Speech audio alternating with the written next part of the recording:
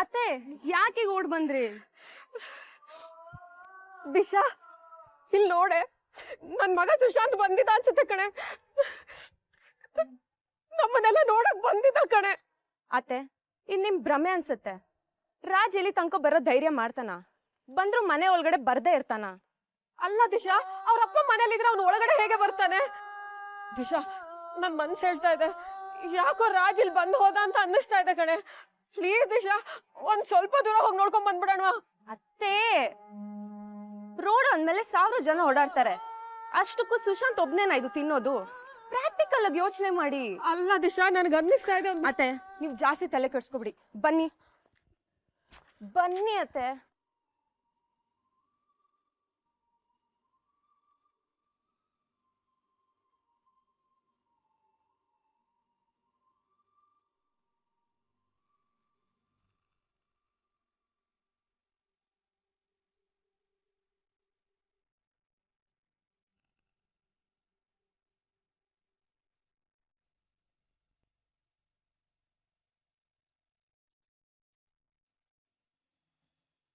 ಈ ಮಹೇಶ ಮರ್ಯಾದಿಗಂಜೋನು. ಇದುವರೆಗೂ ಯಾರ ಮುಂದೆನೂ ತಲೆ ಬಗ್ಸಿ ಬದುಕಿಲ್ಲ. ಆದ್ರೆ ಇವತ್ತಿಷ್ಟು ಜನಗಳ ಮುಂದೆ ಕುಗ್ಗಿದ್ದೀನಿ, ಕೈ ಮುಗ್ದಿದ್ದೀನಿ. ತಪ್ಪಾಯ್ತು ಅಂತ ಕೇಳ್ಕೊಂಡಿದ್ದೀನಿ, ಅದು ನಿನಗೋಸ್ಕರ. ಯಾರು ನೀನು? ನೀನೇನಾಗ್ಬೇಕು ನನಗೆ? ಆದ್ರೂ ನಿನಗೋಸ್ಕರ ಎಲ್ರ ಮುಂದೆ ಬಂದು ಮರ್ಯಾದೆ ಕಳ್ಕೊಂಡು ಕೈ ಮುಕ್ಕೊಂಡು ನಿಂತಿದ್ದೀನಿ ಅಂದರೆ ಅರ್ಥ ಮಾಡ್ಕೋ. ಈ ಕೆಲಸ ಎಷ್ಟು ಇಂಪಾರ್ಟೆಂಟು, ನೀನು ಈ ಕೆಲಸ ಮಾಡೋದು ಎಷ್ಟು ಇಂಪಾರ್ಟೆಂಟು ಅಂತಲೂ ಹೇಳಿದ್ದೀನಿ. ಆದರೂ ನೀನು ಇಷ್ಟೆಲ್ಲ ಅವಾಂತರ ಮಾಡ್ತೀಯ ಅಂದರೆ ನಿನಗೆಷ್ಟು ಕೊಬ್ಬಿರಬೇಡ. ಇಲ್ಲೇನು ಹೇಳೋದು, ಸಂಜೆ ಮನೆಗೆ ಬಾ, ಮಾತಾಡೋಣ. ಇಷ್ಟು ಜನರ ಮುಂದೆ ನನ್ನನ್ನು ಸಾರಿ ಕೇಳಿಸ್ತೆ ಅಲ್ಲ ನಿನ್ನ.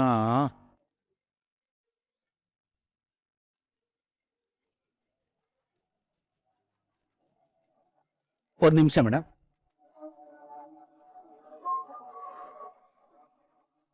ಇಲ್ಲಿ ಎಲ್ರ ಮುಂದೆ ಇನ್ನೇನು ಹೇಳ್ಬಿಡ್ತಾರೋ ಅನ್ಕೊಂಡಿದ್ದೆ. ಸದ್ಯ ಫೋನ್ ಬಂದು ಬಚಾವಾದೆ. ಏನೋ ಆಗಿದ್ದಾಗೋಗಿದೆ.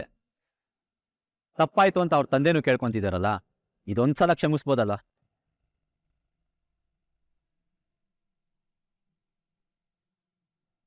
ಸರಿ, ಅವ್ರು ಅಷ್ಟೊಂದೆಲ್ಲ ಸಾರಿ ಕೇಳಿದಾರೆ ಅಂತ ಕೆಲ್ಸ ಕರಿತಾ ಇದೀನಿ. ಇನ್ನೊಂದ್ಸರಿ ಇದೇ ಮಿಸ್ಟೇಕ್ ಆದ್ರೆ ಕೆಲ್ಸನ ಮರ್ತ್ಕೊಬಿಡು. ಬಾ ಒಳಗಡೆ.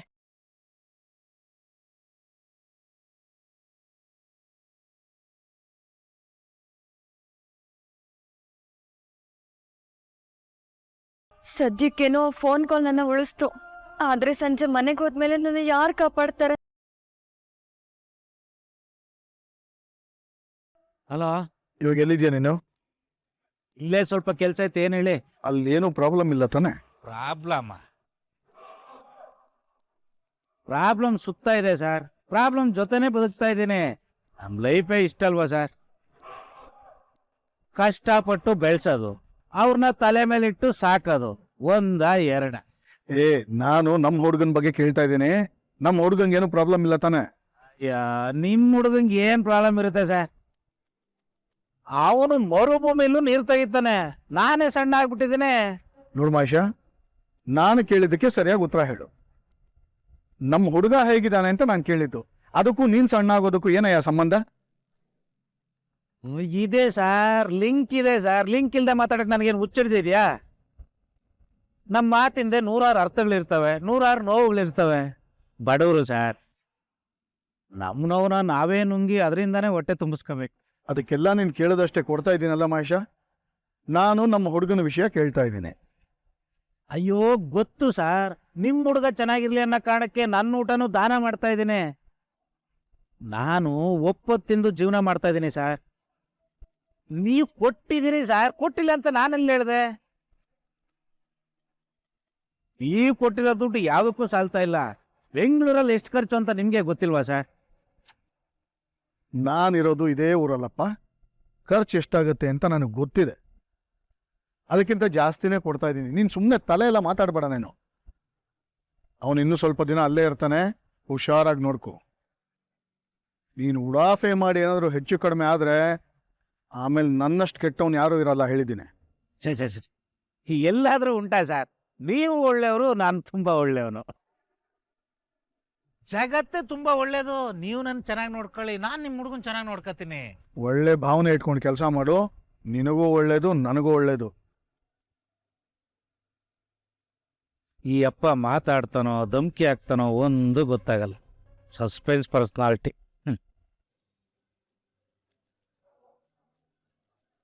ಇವಳೆಲ್ಲೋದ್ಲು?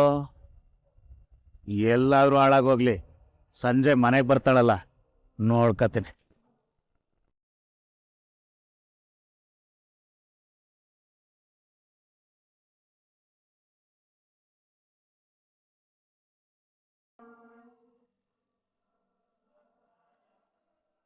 ಬಿದ್ದಾಗ ಗೊತ್ತಾಗ್ಲಿಲ್ಲ, ಇವಾಗ ತುಂಬಾ ಉರಿತಾ ಇದೆ. ರೋಡ್ಗೆ ಕೈ ತಾಗಿ ತರ್ಚಿರ್ಬೇಕು.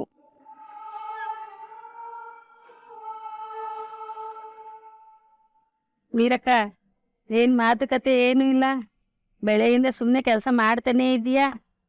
ಸುಮ್ನೆ ಇರಕ್ಕ, ನಾನು ಬೇಗ ಬೇಗ ಕೆಲಸ ಮಾಡ್ಬೇಕು, ಬೇಗ ಬೇಗ ಕೆಲಸ ಮುಗಿಸ್ಬೇಕು. ನಂತರ ಅಕೌಂಟ್ ಸೆಕ್ಷನ್ಗೆ ಹೋಗಿ ಅಲ್ಲಿನೂ ಬೇಗ ಬೇಗ ಕೆಲಸ ಮುಗಿಸ್ಬೇಕು. ಆಮೇಲೆ ಎಲ್ರ ಕಡೆನೂ ಶಬಾಷ್ ಹಂಚ್ಕೋಬೇಕು. ಅಯ್ಯೋ ಬಿಡು ಮೀರಕ್ಕ, ಇಂಥವೆಲ್ಲ ಎಷ್ಟ್ ನೋಡಿಲ್ಲ, ಎಲ್ಲ ಟುಸ್ ಪಟಾಕಿ. ಮೊದಲನೇ ದಿನ ಹಾರಾಡಿದ್ದು, ಇವಾಗ ಊರವ್ರ ಮುಂದೆ ಮರ್ಯಾದೆ ಹೋಯ್ತಲ್ಲ. ಅದಕ್ಕೆ ಹೇಳೋದು, ಹೊಸಬ್ರು ತರ ಇರ್ಬೇಕು ಅಂತ. ನಿಜವಾಗ್ಲೂ ಇದ್ರಲ್ಲೆಲ್ಲ ನಂತೇನ್ ತಪ್ಪು ಅಂತ ಗೊತ್ತಾಗ್ತಿಲ್ಲ. ಸಿನ್ಸಿಯರ್ ಆಗಿ ಕೆಲಸ ಮಾಡೋದ್ ತಪ್ಪ? ಯಾರಾದ್ರೂ ಲೆಕ್ಕ ತಪ್ಪು ತೋರಿಸಿದಾರೆ ಅಂತ ಗೊತ್ತಾದ್ರೆ ಅದನ್ನ ರಿಪೋರ್ಟ್ ಮಾಡೋದ್ ತಪ್ಪ? ಅದಕ್ಕೆ ಆಫೀಸಿಗೆ ಲೇಟಾಗಿ ಬಂದಿನ ಇವೆಲ್ಲ ಸೇರ್ ತೀರ್ಸ್ಕೊತಿದಾರ. ಇವ್ರ ಸಾಲ್ದು ಅಂತ ಇವತ್ ಇವ್ರ ಜೊತೆ ಮಹೇಶ್ ಸರು ಸೇರ್ಕೊಂಡ್ಬಿಟ್ರಲ್ಲ. ಇರ್ಲಿ, ಈಗ ಅದನ್ನೆಲ್ಲ ಯೋಚನೆ ಮಾಡ್ತಾ ಕೂತ್ರೆ ಇವತ್ ಮಾಡ್ಬೇಕಾಗಿರೋ ಕೆಲ್ಸ ಹಿಂದೆ ಬೀಳುತ್ತೆ. ಕೆಲ್ಸ ಹಿಂದೆ ಬಿದ್ರೆ ಮತ್ತೆ ಬಯಸ್ಕೋಬೇಕಾಗತ್ತೆ.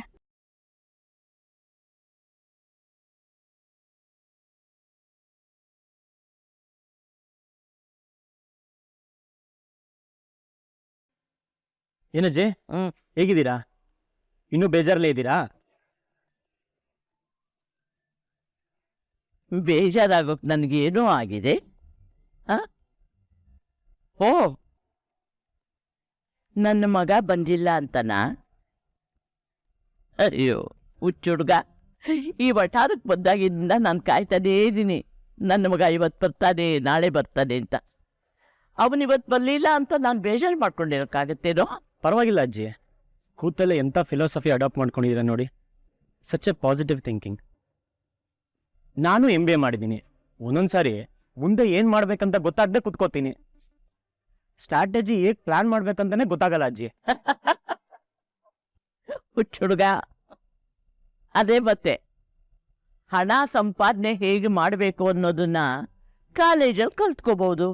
ಆದರೆ ಜೀವನ ಹೇಗೆ ಮಾಡಬೇಕು ಅನ್ನೋದನ್ನ ಕಾಲೇಜಲ್ಲಿ ಕಲ್ಸೋಕ್ಕಾಗಲ್ಲ ಕಣೋ.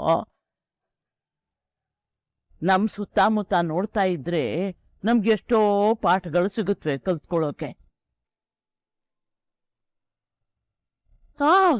ಎಂತೆಂಥ ಕಷ್ಟಗಳ ಮಧ್ಯನೂ ಜನ ಉತ್ಸಾಹ ಕಳ್ಕೊಂಡಿಲ್ಲ. ಬದುಕನ್ನ ಮುಂದೆ ನಡ್ಸ್ಕೊಂಡು ಹೋಗೋಕೆ ಹೊಸ ದಾರಿನ ಕಂಡ್ಕೊಳ್ತಾನೇ ಇದ್ದಾರೆ.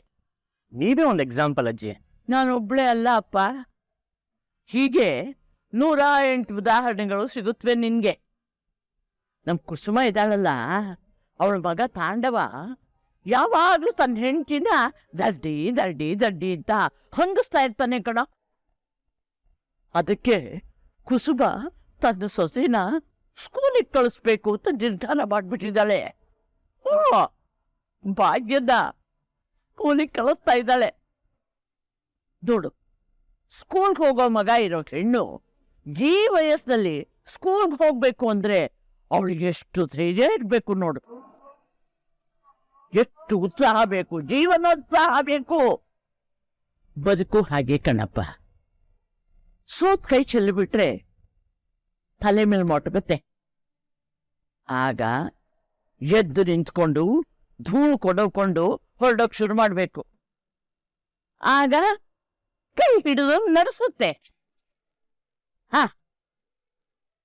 ಈಗ ಹೇಳು, ನೀನ್ ಯಾಕೆ ಅಷ್ಟೊಂದು ಖುಷಿಯಾಗಿದ್ದೀಯಾ?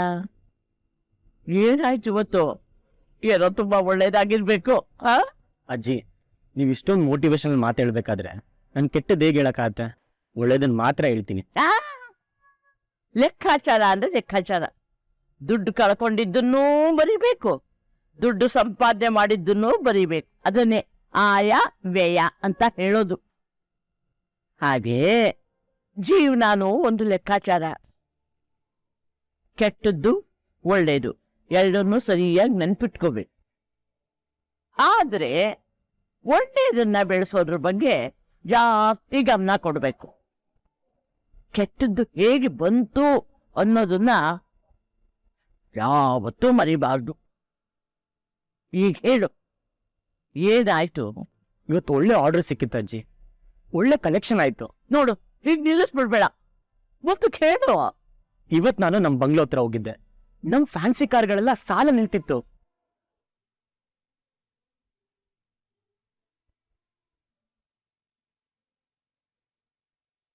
ಆದರೆ ಏನ್ ಮಾಡೋದಜ್ಜಿ, ಮನೆಯಲ್ಲಿ ನನಗೋಸ್ಕರ ಯಾರೂ ಕಾಯ್ತಾ ಇರಲಿಲ್ಲ. ಯಾರನ್ನೇ ಆದರೂ ಅಷ್ಟು ಈಸಿಯಾಗಿ ಮರ್ತ್ಬಿಡ್ಬೋದಾ?